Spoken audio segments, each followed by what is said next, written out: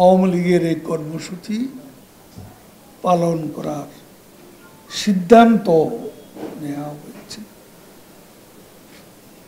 এখন অফিসের সঙ্গে যোগাযোগ করে কার কি কর্মসূচি, আপনাদের নিজস্ব ভাবনা, কে কি করতে চান, এটা টাইমিংটা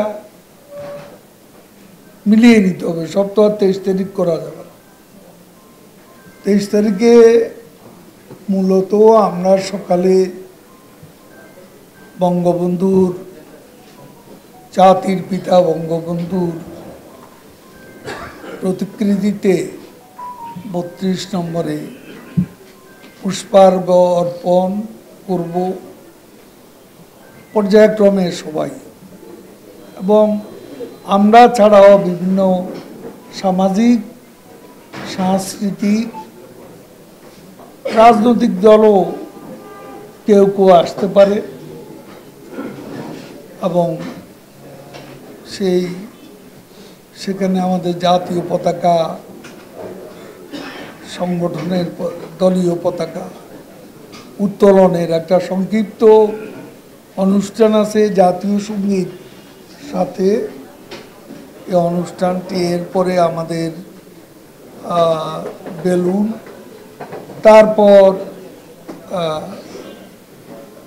আমাদের এরপরে কবুতর উড়ানো, সবশেষে বেলুন উড়িয়ে আমাদের সভাপতি, প্রধানমন্ত্রী, আওয়ামী লীগের 43 বছরের সভাপতি বঙ্গবন্ধু কন্যা শেখ হাসিনা এবং 21 বছরের দীর্ঘস্থায়ী সময়ের প্রধানমন্ত্রী, মাঝে 5 বছর ছিলেন না, এক নাগাড়ে 16 বছর, তার আগে 96 থেকে 2001, 21 বছর তিনি বাংলাদেশের গণপ্রজাতন্ত্রী বাংলাদেশের প্রধানমন্ত্রী। তিনি আমাদের প্লাটিনাম জুবলির শুভ উদ্বোধন ঘোষণা করবেন। তারপর দুপুরবেলা আমাদের বিভিন্ন মসজিদ, মন্দির, গির্জা, প্যাগোডা বিশেষ প্রার্থনা দোয়া দিবসে একটা বিশাল আয়োজন আমরা করতে যাচ্ছি। এইখানে আমাদের কামাল নাসির চৌধুরী, তিনি আমাদের নেত্রীর শিক্ষা সংস্কৃতি বিষয়ক উপদেষ্টা, তাকেও এই কর্মসূচির ব্যাপারে সহযোগিতা করার জন্য নেত্রী পরামর্শ দিয়েছেন। আমার সাথে কিছু কথাও হয়েছে। বিভিন্নভাবে এই অনুষ্ঠানটিকে আমাদের ঐতিহাসিক অনুষ্ঠান হিসেবে সফল করার জন্য আমাদের এখন থেকেই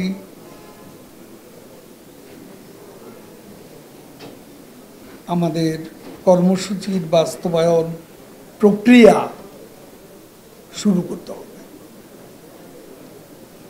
আমি নেতৃবৃন্দকে বলবো, 2024-এ 7ই জানুয়ারি যে জাতীয় নির্বাচন, সেই নির্বাচনকে সামনে রেখে বিএনপি সহ বিরোধী দলের আন্দোলন এবং আমাদের নেত্রী, আমাদের সভাপতি, প্রধানমন্ত্রী নির্বাচনী সমাবেশ সে সময় আমাদের অফিসগুলো খুবই সরগরম ছিল। তো আমার মনে হয় বিরোধীরা বসে নেই, তারাও কর্মসূচি দেবে। তারপর আমরা প্লাটিনাম জুবলি উপলক্ষে যে কর্মসূচি আমাদের নেওয়া হয়েছে সেটাকে সর্বাত্মক সফল করার জন্য আমি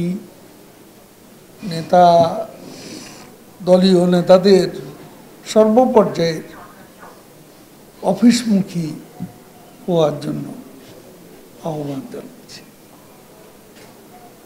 কারণ এখানে হঠাৎ করে কোনো একটা বিষয় আসে, এটা একা সিদ্ধান্ত নেওয়া তখন কঠিন হয়ে পড়ে। এরকম নেতৃবৃন্দ থাকলে আমরা বসে পরামর্শ করে আমরা কিভাবে অল আউট সাকসেসফুল করব সেই বিষয়টা আমরা যেমন করে 7ই জানুয়ারির আগে আমরা আলাপ আলোচনা করে সমাবেশের তারিখ, সমাবেশ স্ট্র্যাটেজিক পয়েন্টগুলো, সমাবেশের যে বিএনপি তখন আন্দোলন করছে এবং তাদের আন্দোলন মানেই সন্ত্রাস, এটা মাথায় রেখে আমরাও সেখানে প্রস্তুতি নিয়েছিলাম আলাপ আলোচনা। আমরা শান্তি উন্নয়ন সমাবেশ করেছি। তো যাক, আজকে আমরা মূলত কর্মসূচি নিয়ে আলাপ করব। তো সাংবাদিক বন্ধুরা, আপনারা কি কোনো বিষয়ে জানতে চান? দেখুন, আমরা সময় আমাদের হাতে কম, এখন সংসদে বাজেট সেশন চলছে। তো আমরা আমাদের কোনো অনুষ্ঠানে, জাতীয় অনুষ্ঠানে আমরা যেমন আমাদের জাতীয় সম্মেলন, বিরোধী দল বা বিভিন্ন দল, নিবন্ধিত দলগুলো, আমরা তাদেরকে আমন্ত্রণ করি। প্রতিষ্ঠা বার্ষিকীতেও এর ব্যত্যয় ঘটবে না। আওয়ামী লীগ একটা গণতান্ত্রিক দল হিসাবে অন্যদের আমাদের অনুষ্ঠানে আমন্ত্রণ করার রেওয়াজ আমাদের মধ্যে আছে এবং সেটা অব্যাহত থাকে। বিদেশে আমরা আসলে আজকে মাসের 9 তারিখ, কাজে 23 তারিখ খুব দূরেরও, সেভাবে এখন আমন্ত্রণ করা আমাদের সম্ভব হবে না। তবে এখানকার সর্বস্তরের পেশাজীবী থেকে শুরু করে সবাইকে আমরা আমন্ত্রণ করব এবং বিদেশি যে দূতাবাসগুলো বাংলাদেশে আছে, বিভিন্ন দূতাবাসকে স্ব দেশের প্রতিনিধিত্ব করার জন্য আমরা চিঠি দেব, আমন্ত্রণ জানাবো, এটা আমি বলতে পারি। সব প্রশ্ন আপনি করেন। আরেকটা বিষয় হলো যে বিরোধী দল বিএনপি এবং তাদের অ্যালায়েন্স সবসময় ঈদের পরে আবার দুর্বার গণ আন্দোলন তুলে ধরা হবে সরকারের পতন। এই ব্যাপারে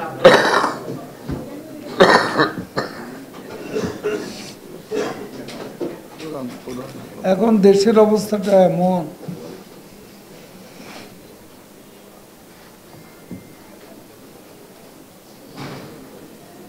অবস্থাটা এমন, বিএনপি যখন আন্দোলনের কথা বলে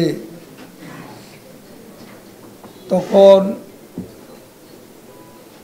আসলে বিষয়টা এমন যে শুনলে মোদের হাসি পায়, বিএনপি আবার আন্দোলন চায়,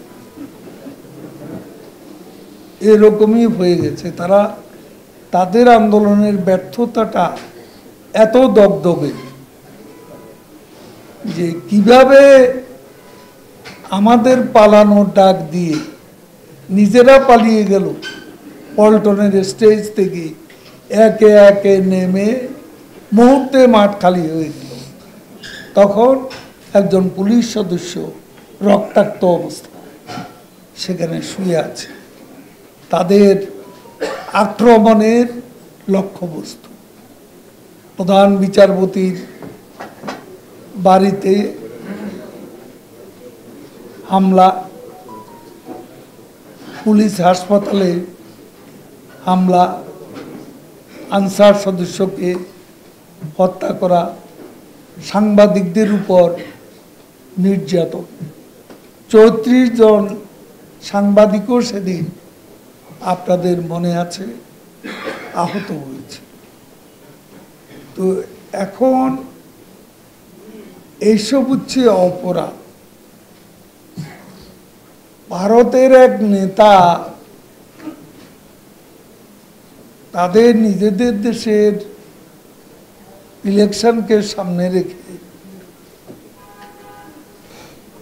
একটা মন্তব্য করেছিলেন যে বাংলাদেশে যেভাবে গণতন্ত্র নির্বাচন হয়েছে, মোদী সরকারও সেভাবে নির্বাচন করে ক্ষমতায় আসতে চায়।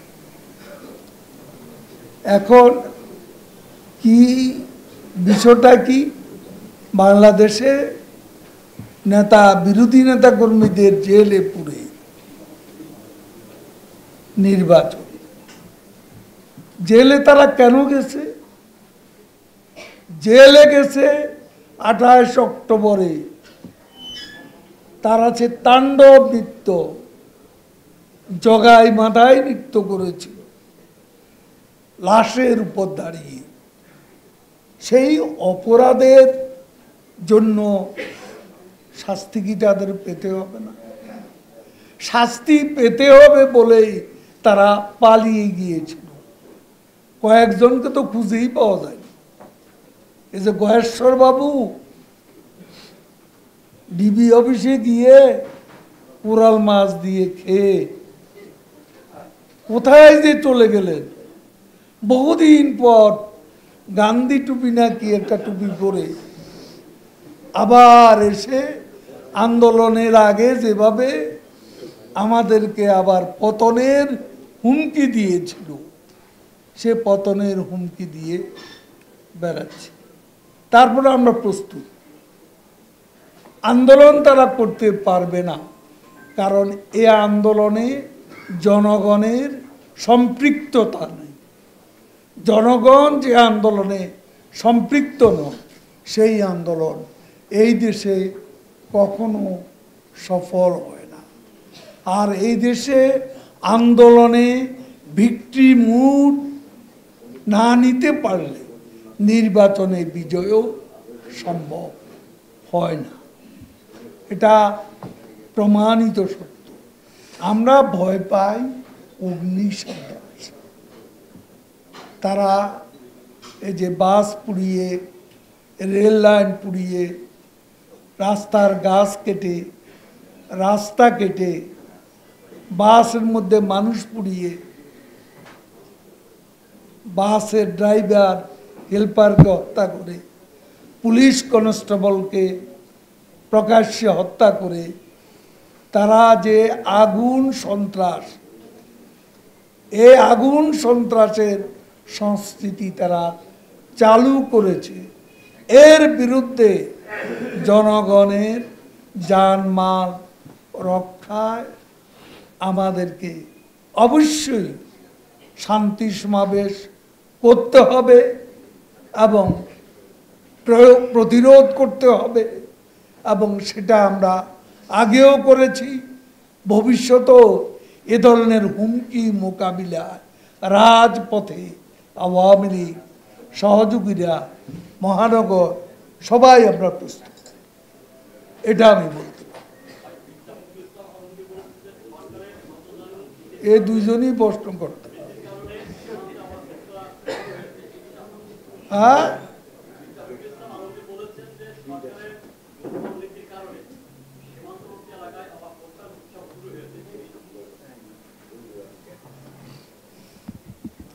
কোথাও উৎসব শুরু হয়েছে,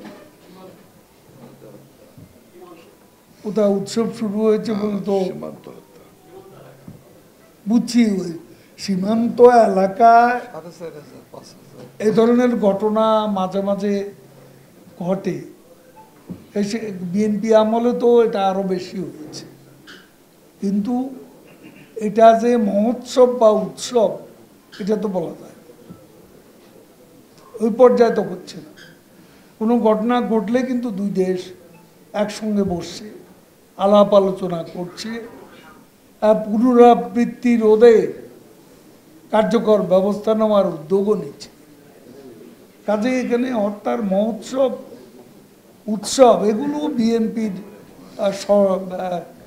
বিএনপির আবিষ্কৃত শব্দ। তারা নিজেরা যা চর্চা করেছে এখনো মনে করে তাই।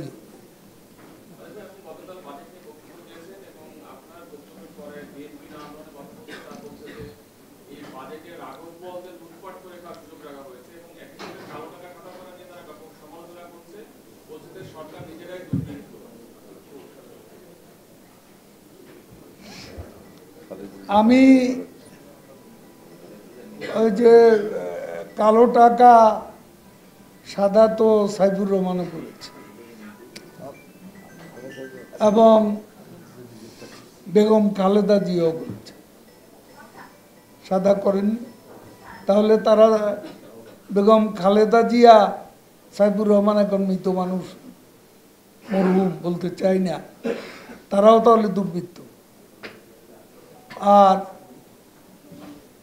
লুটপাটের জন্য রাঘব বোয়ালদের এই বাজেটটা করা হয়েছে রাঘব বোয়ালদের লুটপাট বন্ধ করার জন্য, লুটপাটের জন্য নয়।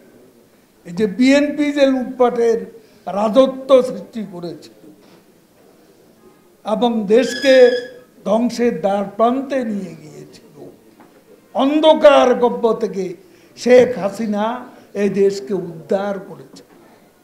লুটপাট করার জন্য নয়, লুটপাট আমরা বন্ধ করেছি।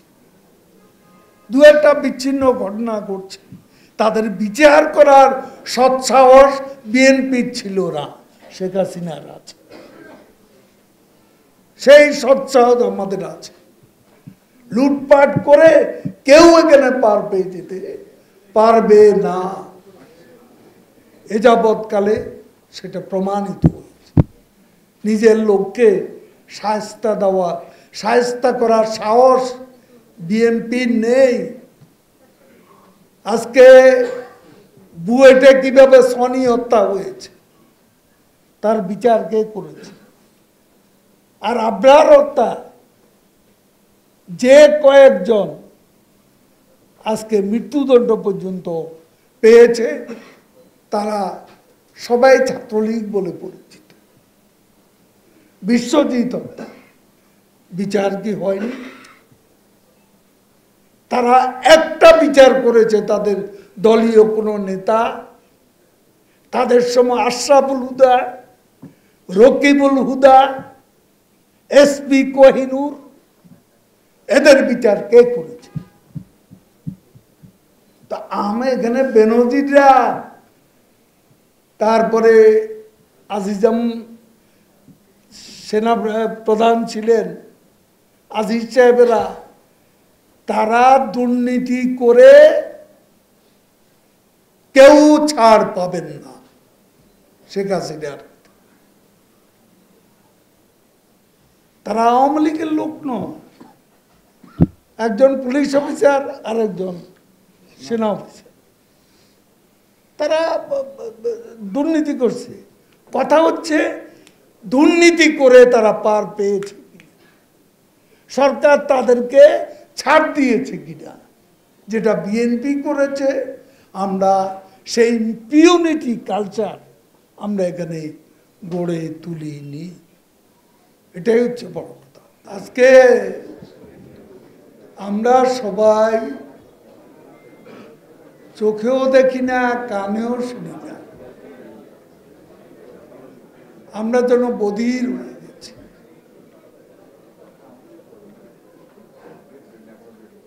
কত 9 মাস পরে 4 জন হোস্টেসকে উদ্ধার করল, তাতে মনে হচ্ছে এখন বিশ্ব নেতা হলো ইসরায়েলের প্রধানমন্ত্রী। সেই বিষয়ে কালকে ইন্টারন্যাশনাল সব মিডিয়া তাকে এক মহামানব বানিয়ে ছেড়েছে। আর বাইডেন সাহেব ফ্রান্সে বসে বলছেন, অভিনন্দন জানাচ্ছেন নেতানিয়াহুকে, প্রশংসনীয় কাজ করেছে, সেজন্য অভিনন্দন জানিয়েছে। আজকে সারা পৃথিবীর মানুষ সাক্ষী। কোথাও শুনলাম না একজন রাষ্ট্রনেতা শেখ হাসিনা ছাড়া কেউ বলবেন না। 213 জন সিভিলিয়ান, শিশু, নারী সহ 213 জন সিভিলিয়ানকে হত্যা করে 4 জনকে উদ্ধার করেছে। 213 জনের কথা বলার কি কেউ নেই?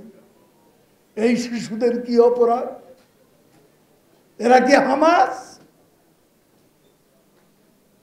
এই সিভিলিয়ান হত্যার বিচার কি হবে না? একটি কথাও বলেন নাই আমেরিকার প্রেসিডেন্ট।